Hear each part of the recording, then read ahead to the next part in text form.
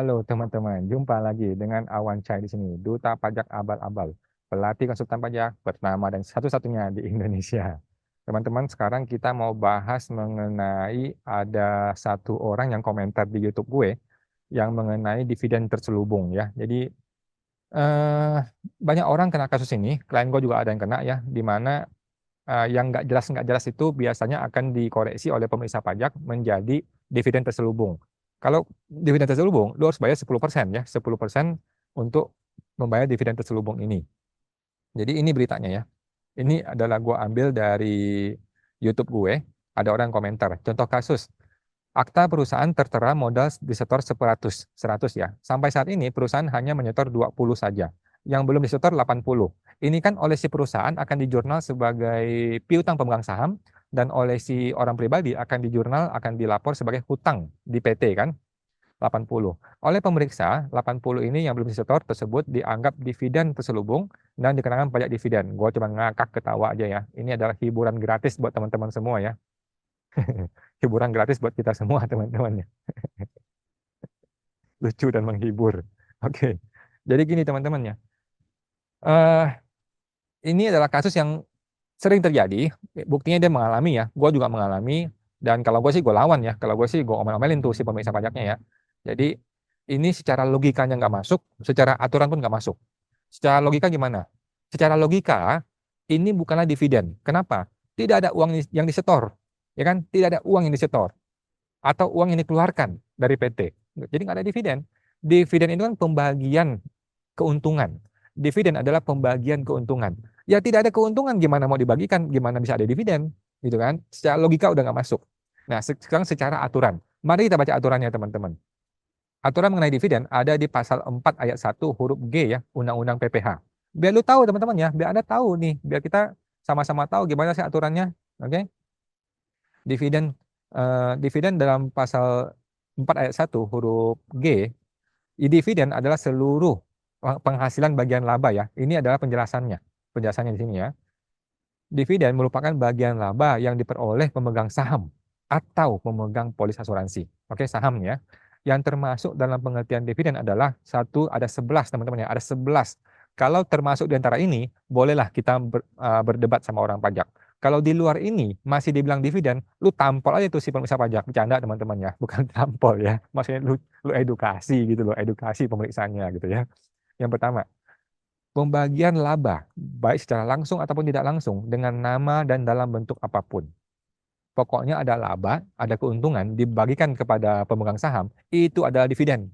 Ya, ini PT ya. Kalau CV kan prefer, ini PT ya. Nah, yang kedua, pembayaran kembali kepada likuidasi yang melebihi jumlah modal yang disetor. Jadi jumlah modal yang disetor masih lebih lagi dikembalikan karena likuidasi. Itu dividen. Jelas dong?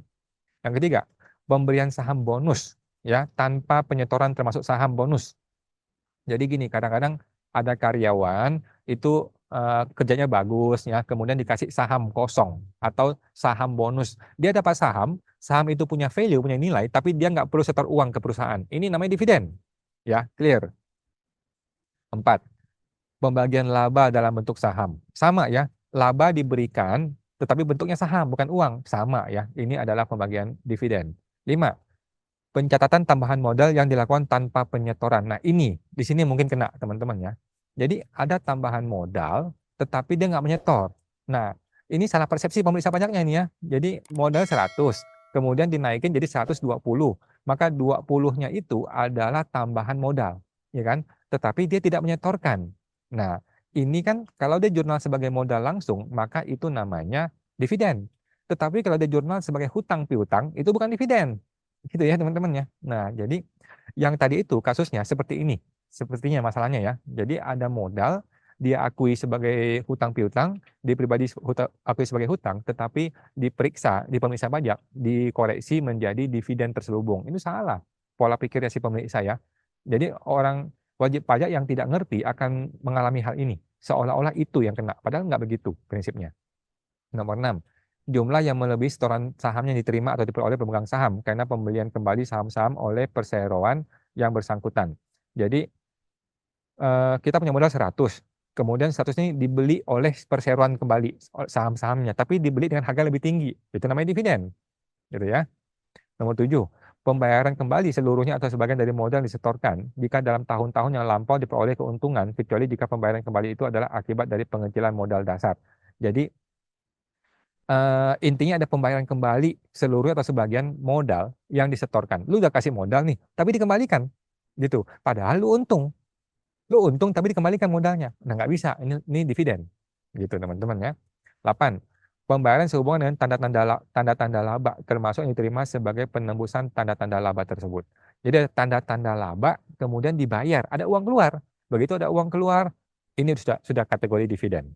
Nah, nomor 9. Bagian laba sehubungan dengan pemilikan obligasi. Ini gue nggak ngerti maksudnya apa, tetapi sepertinya arah-arahnya adalah lu pegang obligasi di sebuah perusahaan, kemudian lu dapat laba bagian dari perusahaan itu, maka dianggapnya dividen. Nomor 10. Pembagian laba yang diterima oleh pemegang polis. Jadi lu punya asuransi, lu pemegang polis, tapi lu dapat bagian laba dari asuransi itu. Nah, ini banyak modus nih ya, maka itu adalah dividen. Nomor 11. Pengeluaran perusahaan untuk keperluan pribadi pemegang saham. Nah, jadi pemegang saham, anaknya sekolah lah, pakai uangnya perusahaan. Anaknya mau belanja lah, pakai uang perusahaan. Ini pribadi kan, ini adalah dividen. Kalau nggak dividen, jadi gaji PP21. Nah, teman-teman, di sini nggak ada yang namanya modal yang belum disetor tuh nggak ada di sini. Modal yang belum disetor adalah dividen, itu tidak ada di sini. Gitu teman-teman, sudah clear ya. Nah, nomor 5 nggak begitu maksudnya. Oke.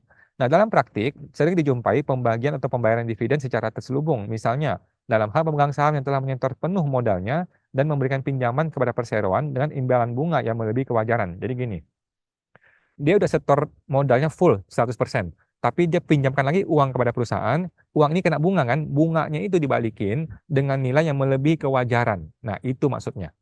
Oke, itu adalah dividen. Betul, gue setuju.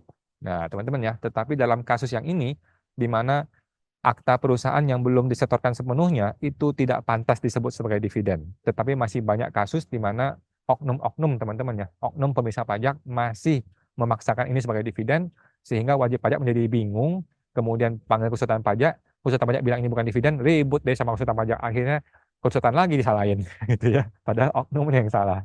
Gitu teman-teman ya. Jadi sudah clear teman-teman ya. Jadi intinya adalah yang namanya akta perusahaan tidak harus disetor 100%, yang belum disetor modalnya adalah hutang pemegang saham atau piutang pemegang saham, dan itu bukanlah kategori dividen. Itu pendapat pribadi gua. Kalau emang ada pendapat lain silakan di komentar teman-teman ya. Oke, semoga terbantu. Sampai jumpa.